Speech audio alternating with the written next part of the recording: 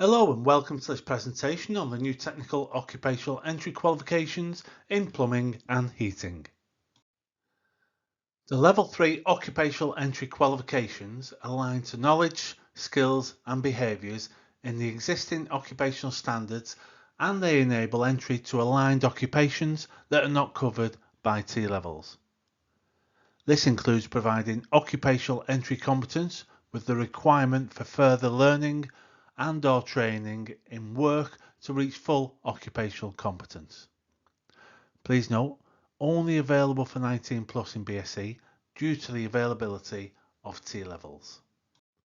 And I'll pass you over to my colleague Andy Beresford, who'll take you through the plumbing and heating technical occupational entry qualifications.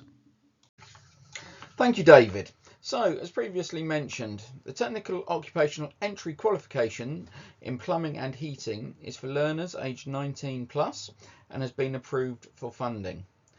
There are no previous level entry requirements for this qualification and is available for registrations starting September 25.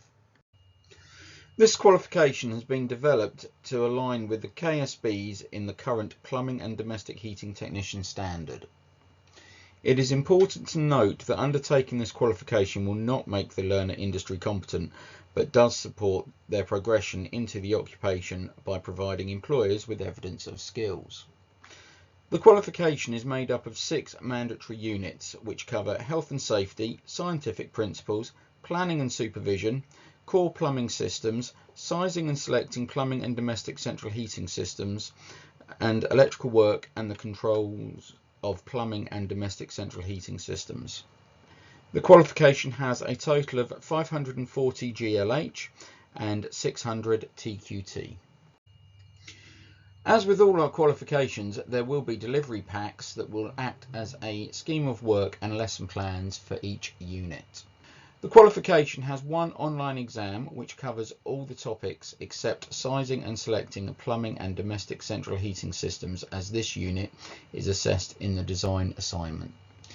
Learners will get 1 initial attempt plus 2 reattempts if needed, making a total of 3 attempts.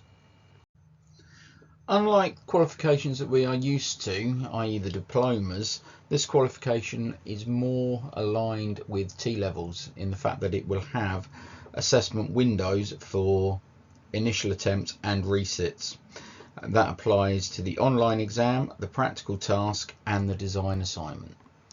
For the academic year 2025 to 26, the initial window for the online exam is from the first week of February to the last week in March.